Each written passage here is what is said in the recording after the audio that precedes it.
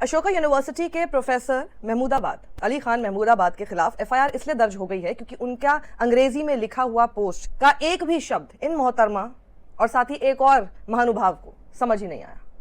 उन महानुभाव पे तो मैं बाद में आती हूँ, लेकिन पहले इन मोहतरमा की बात कर लेते हैं। इनका नाम है रीनू भाटिया। ये हरियाणा के विमेन कमीशन की चेयरपर्सन है। ये हरियाणा के विमेन कमीशन की चेयरपर्सन का एक पुराना वीडियो क्लिप वायरल हो रहा है 2017 का, जहां ये अर्नब गोस्वामी के साथ राम रहीम के ऊपर जब डिबेट चल रही थी। और डिबेट क्या चल रही थी, क्योंकि वो रेपिस्ट है और रेपिस्ट की बात हो रही थी, तो उस समय पे इन मोहतरमा के मुंह से राम रहीम के लिए रेपिस्ट जैसा शब्द तक नहीं निकल पाया। और ये कह रही है कि अली खान महमूदाबाद ने मिजोजिनी की, मतलब उनको स्त्री जाति से द्वेष है। पहले तो उनकी ऐसी पोस्ट में कहीं पर भी स्त्री जाति से द्वेष जैसी चीज नहीं नजर आई, लेकिन दूसरी चीज ये है कि ये तो नहीं बोले, पता नहीं कहां से चुन चुनकर विमेन कमीशन की चेयरपर्सन जैसे भारतीय जनता पार्टी लेकर आ रही है। पहले हमने एनसीडब्ल्यू की चेयरपर्सन देखी थी रेखा शर्मा, उनके भी पुराने ट्वीट्स जो वायरल हुए थे और उसमें उनकी कैसी भाषा थी, उसी से सिर पकड़कर बैठ जाए महिला जाति कि सबसे ज्यादा मिजोजिनी करने वाले लोग आप विमेन कमीशन में बिठा देते हो। खैर, मैं मुद्दे पर आती हूं। इनको एक शब्द अली खान महमूदाबाद का लिखा हुआ समझ में नहीं आया। उन्होंने क्योंकि अंग्रेजी में लिख दिया और अंग्रेजी इनके पल्ले नहीं पड़ रही।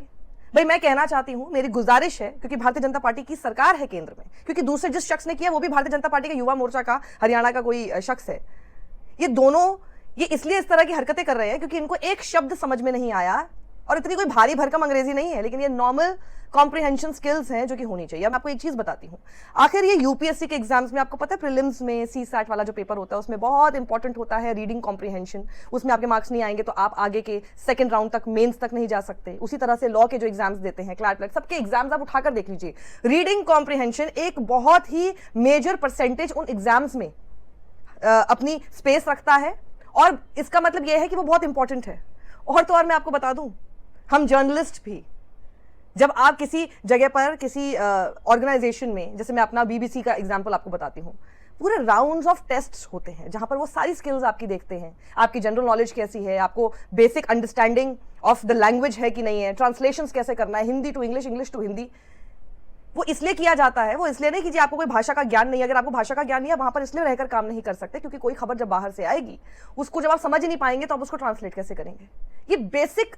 और मैं इसके लिए ये नहीं कह रही हूँ कि किसी को अंग्रेजी बोलनी, किसी की अंग्रेजी बोलनी बहुत अच्छी होनी चाहिए। बहुत लोग जो अंग्रेजी नहीं बोलते हैं, बोलने में spoken English is not that good, लेकिन उनको लिखा हुआ क्या है, अंग्रेजी के अखबार में क्या लिखा हुआ है, उसका अर्थ क्या है, वो आपको पता चलता है। और ऐसे तमाम आपको जर्नलिस्ट दिख जाएंगे जो वैसे अंग्रेजी में बात नहीं करते हैं और शायद ये भी कहेंगे कि उनकी अंग्रेजी उतनी मजबूत नहीं है, कमजोर है। लेकिन एक एक खबर अगर अंग्रेजी अखबार में छपी होगी, उस खबर को जब आपके सामने लेकर आते हैं तो कहीं से भी कुछ गलती नहीं होती है उनसे।